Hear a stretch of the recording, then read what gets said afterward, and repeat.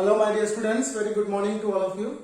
In today's class, today's video lecture, we will discuss very important concept of the chapter coordination compound of class 12 and the topic is IUPAC nomenclature.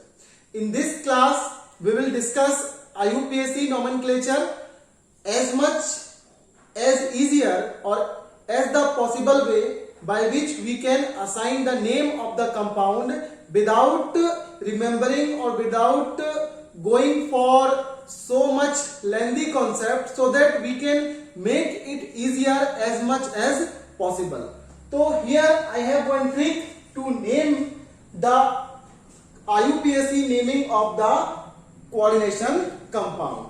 So first of all, we already discussed about the complex ion, the charge on complex ion, then counter ion and the central metal atom ion, ligands, and the CN or coordination number as mono, di, tri, tetra, penta, hexa, so on. So it's all about some basic terminology that we already discussed in my previous video lecture, previous video classes. Here we will see only the concept of IUPAC nomenclature. So at what basis, at what is the priority for me, so that I can design the IUPAC nomenclature for that particular complex ion or coordinated compound. So first of all, I will write the name of counter ion. And what are counter ion? It is present outside the square bracket.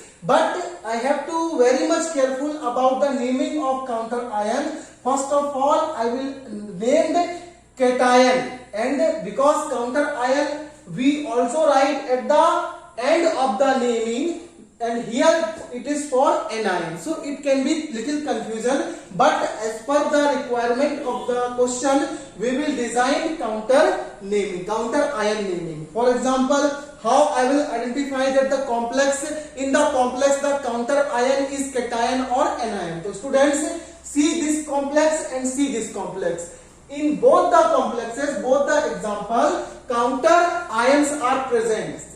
One time it is left side of the complex ion, and second time it is the right side of the complex ion, or we can say left side of the square bracket or right side of the square bracket. So students, if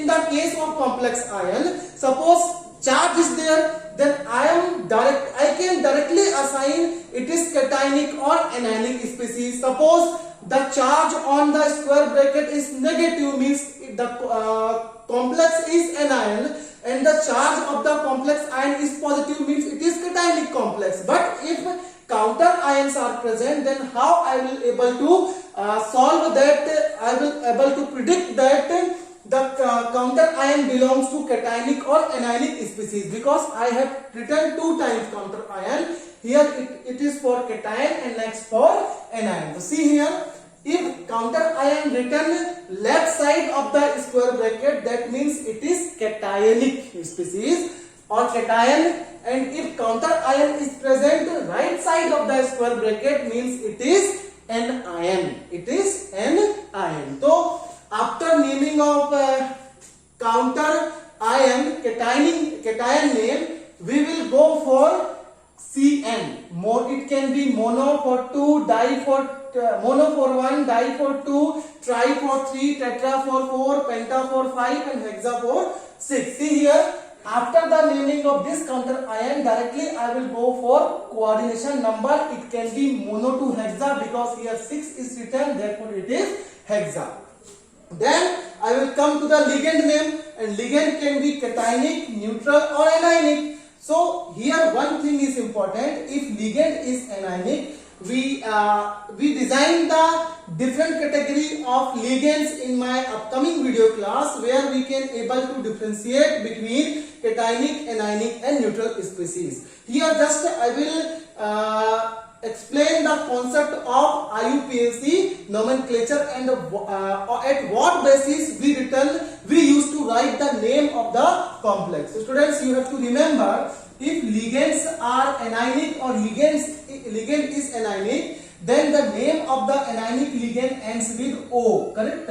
So we will work for it in my next classes. Next, after the naming of ligand, we used to write central metal atom or ion names. Here it is also problem that if species are negative, then we used to write the name of central metal ion, and we finished with 8. We finished the name of that central metal atom or ion with 8. I mentioned here in rules. And after that, if it is cationic complex or anion is present as counter ion, or some species is present right side of the square bracket, that means it is counter ion but it belongs to anion. So at last we used to write anion, and at first, very first of the name, we used to write cation counters name. So here it is all about the basic protocol, basic pro forma for the IUPAC naming of that particular complex compound, correct? So first of all, we can flash light on some rules. Always name the cation before the anion, as I discussed. In the coordination sphere, the ligands are named first, then the central metal ion. If in the coordination sphere, what are the species which are present inside the square bracket or coordination sphere? 2 species they are always here present. Number 1, central metal atom ion, or number 2, ligand. So we used to write ligand first, then central metal ion. Ligands are named in alphabetical order if more than 1 ligands are present. Here I discussed in my previous video class, it was about homoleptic and heteroleptic complex. If only one kind of ligand are present, then it is homoleptic, and more than one kind of ligands are present, then it is heteroleptic. So if heteroleptic complex is there, then we will go for alphabetical order naming for the ligand, correct? So for step 4, here we will see numerical prefix indicate the number of ligands attached to central metal ion. Means, see here Fe is central metal atom ion and cyanide is ligand, and 6 is numerical prefix. That is what? That is coordination number. So for numerical prefix, we used to write mono for 1, di for 2, tri for 3, hexa for 6, etc. And after that, when the complex ion is anionic, as I was discussing in the middle of this lecture, when the complex ion is anionic, name of the central metal atom or ion ends with 8. Means, suppose iron is there, suppose here iron, so I will write his name or its name is as not iron, it will become ferrate. So again there is some protocol, some rule we have to follow for naming of the central metal atom ion, where I have to write 8 and where name will be changed. We will see in my next video class. So if the cationic and neutral species, neutral complex, then no need to change the name of central metal atom ion. It will be written as is such, na, right?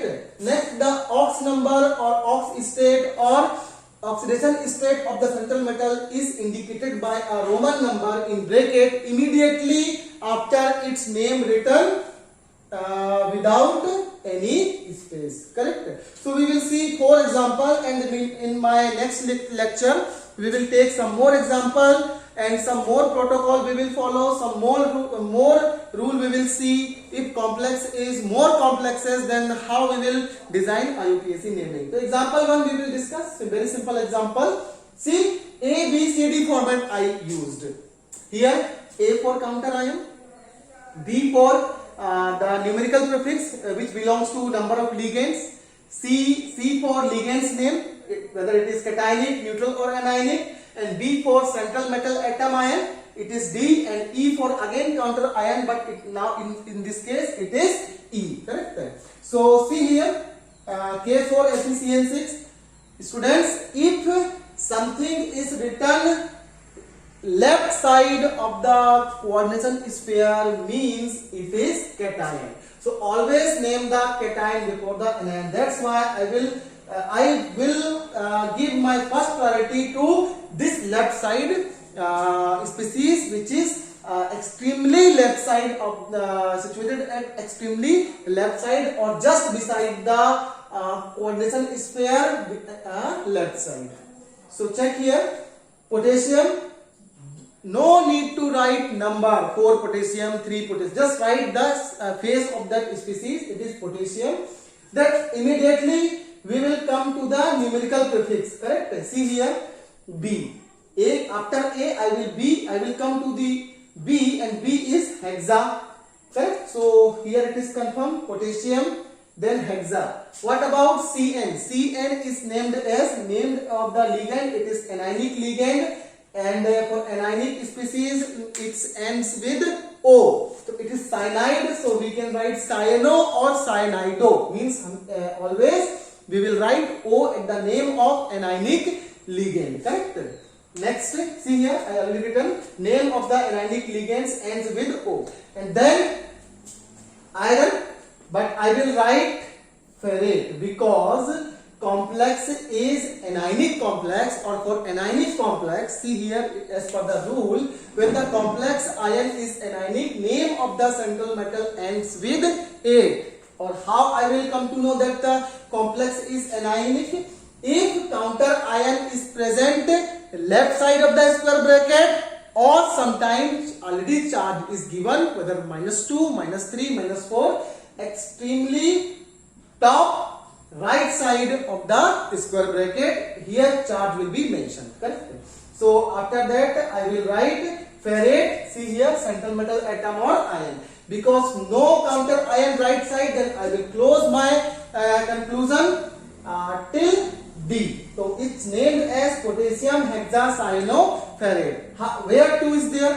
2 is nothing but Ox number calculation. And in my previous video lecture, we already discussed about oxidation number calculation. But once we can calculate 4 for potassium, check here, 4 for potassium. The charge of potassium is how much? It is +1. The charge of potassium, it is +1. And next for cyanide, it is 6. -1 is charge of cyanide, and no charge for the species. That's why it is neutral, 0. The overall charge will be how much? It will be +2. That's why we written 2 just after the name of here metal without any space, immediately we will write. Now, so example 2 we will see. Check. Here counter ion is right side the bracket. That's why it is cationic complex. And it's named as, check, if counter ion is right side, then my preference is B. I will ignore this one and I will go to that side. So that's why here B will be that number, hexa. Check, it is hexa.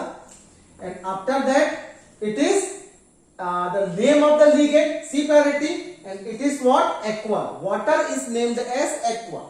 And then it is cobalt. Cobalt means D parity, central metal atom or ion, means it is cobalt. And after that, whenever we will write metal, the name of the metal, immediately we will finish with the ox state or oxidation state without space immediately. So its ox number is 3. We can calculate here one more time. And here next is counter ion, and for students, for counter ion we won't write mono, di, tri, 1, 2, 3. Here we just written potassium, we ignore the number. Similarly in this case we will ignore the number of chloride, whether it is 3, 4, 5, simple we will write chloride, not chlorido. If chlorine is inside the bracket, then its named will end with O. So here for ox number of cobalt we can calculate. Check here, X 6 into 0 because no charge for water, and 3 minus 1 because -1 charge belongs to chloride. That's why overall charge of the cobalt will be X. It will be +3. That's why we written 3. Now it's time to discuss some more complex example, and it is heterolactic. Both are example 1 and example 2 was homolactic. Now here we will see heterolactic complex, right? So see here, for heterolactic means more than one kind of ligand. So if the case is there, then we will go for alphabetical order. So CN means cyanido because negative ligand, and NO for nitroso because it is normal neutral ligand. Na? So if counter ion is present left side, then potassium, then penta, cyano or cyanido, nitroso, ferrate. Charge of this is how much? It is 3. Next, check example 4. How 2 charges there? Plus 3, plus 1 into 3 and minus 1 into 5. It is neutral, then we will ignore. So plus 3 and minus 5, further it will change, then it will become 2. We can calculate x for this. It is 0, it is minus 5, minus 1 for per cyanide. Here 5 cyanide, that's why minus 5, plus 1 for per potassium. That's because here 3 potassium, that's why we can take plus 3. So its name is like this. Check. Counter ion is again right side for the heterolactic complex. Pentaamine means always my priority will be B if counter ion as cation is not present. Pentaamine. Next is chloro because negative complex, chloro or chlorido, no problem. Then platinum. Here students, we didn't written platinate because complex is cationic or counter ion is present at right side of the bracket. That's why we written platinum. 4 and next is chloride as we did in example 2. So it's all about general information for naming of the IUPAC compound or IUPAC nomenclature is done by me. In my next video lecture, we will see some trick so that with the help of that information, we can predict that ligand is cationic, anionic or neutral. It is very important to understand, correct? So you have to wait my next video class, next video lecture. In that video lecture, I will make some important list by the help of suitable tricks so that we can learn the concept of mono, dry, tri and then further cationic, anionic or neutral ligands. And for 8 where iron will become ferrate, silver will become argentate, so many things are there. So I will try to compile or conclude my next video class with complete discussion or complete information for IUPAC nomenclature. So it is first part of IUPAC. For second part, you have to wait. Within a couple of days, I will release that video so that you will be understand in a better way. So students, just watch this video 2-3 times so that you will be able to understand the naming of IUPAC naming of that particular poison compound, which generally used to come in board exam every year. 2-3 marks is there, so that you have to understand the concept beautifully and is by the help of this lecture. So we will meet next day again. Till then, thank you. Thanks a lot.